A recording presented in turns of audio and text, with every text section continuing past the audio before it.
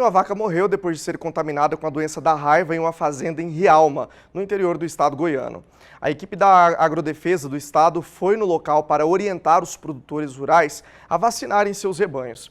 Para a gente falar mais sobre essas medidas que estão sendo tomadas, eu converso agora com o gerente de Sanidade Animal de Goiás, Antônio Leal. Antônio, bom dia, obrigado pela sua participação. Seja bem-vindo ao canal do Boi, ao Bom Dia Produtor.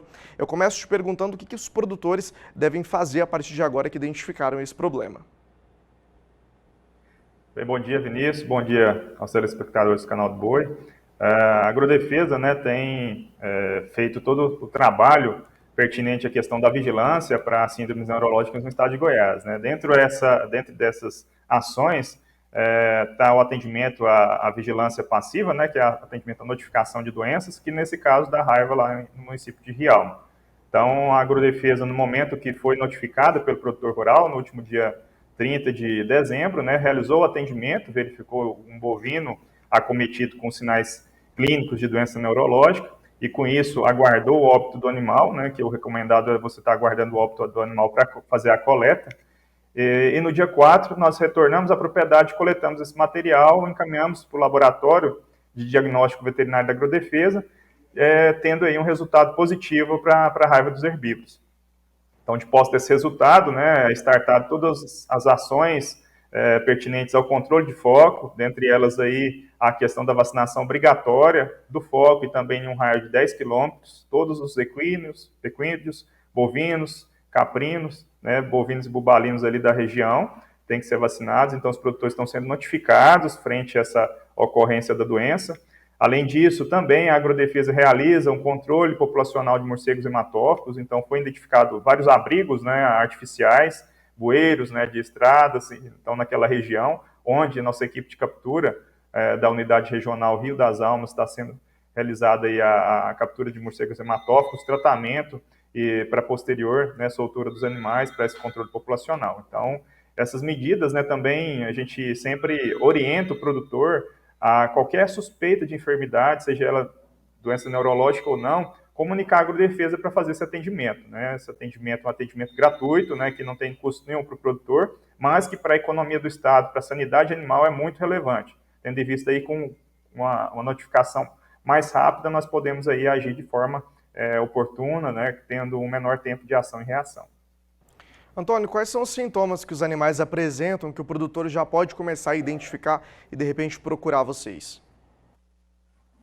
Então, a raiva, ela cursa, né, com sintomas neurológicos, doença nervosa, ou seja, o animal pode apresentar sintomas, né, de cambaleio aí, ele perde movimentos, né, tanto dos membros posteriores, primeiramente, para depois progredir, né, para uma paralisia definitiva do animal aí, tendo em vista que a raiva vai parando os músculos, né, além dos músculos que realizam movimentos, né, as pernas, né, do animal, os membros, vai também progredir aí para uma paralisia do aparelho digestivo, então o animal não vai conseguir nem deglutir, né, nem consumir alimentos, então ele vai vir a deitar, né, o popular prancheado, que o animal fica prancheado em movimento de pedalagem, então o produtor, no momento que tiver qualquer animal com essa sintomatologia, ou mesmo animais, né, no caso dos bovinos, ocorre mais a raiva paralítica, né? Mas também pode ocorrer a raiva furiosa, né? Então o animal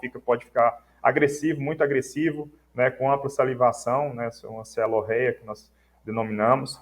Então o produtor deve, né, comunicar a Agrodefesa para que a gente possa, né, fazer a investigação e, se por acaso for fundamentada para a raiva dos herbívoros ou para outra doença, no caso do botulismo, por exemplo, nós possamos coletar o material para enviar para diagnóstico e, com isso, dar esse respaldo para o produtor de forma a, principalmente, né, resguardar a questão da saúde pública, né, além da sanidade animal, em virtude da raiva ser uma zoonose. Então, no momento que a raiva é transmitida e a pessoa ou o ser humano, né, o ser humano ou o animal, ele vai apresentar os sintomas, né, ela é 100% letal. Então, nós temos aí que utilizar a vacinação como uma principal ferramenta para essa prevenção da raiva dos herbívoros. É uma doença que só existe prevenção, o tratamento para o problema depois de identificado não acontece ou tem essa possibilidade? Então, Vinícius, a raiva ela não tem tratamento, é uma doença viral que não tem tratamento. Então, a principal forma realmente de prevenção dela é com a vacinação. Então, aqui no estado de Goiás nós temos 121 municípios de alto risco para a doença, onde foram feitos estudos para definir essas áreas, tem maior vulnerabilidade e receptividade para o vírus rábico, no caso dos herbívoros. Então, dentro desses municípios, é obrigatória essa vacinação nos meses de maio, todo o rebanho, né, incluindo todas aquelas espécies que eu já disse, né, equinos, caprinos, ovinos, bovinos e bubalinos.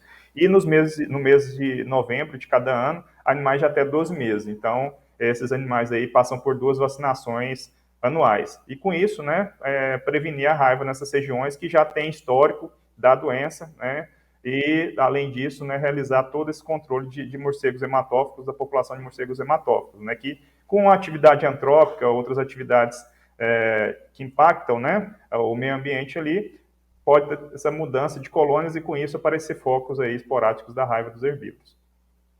O perigo do Brasil sofrer com uma onda de raiva no rebanho, ou esse é um problema mais isolado e a gente não precisa se preocupar tanto assim?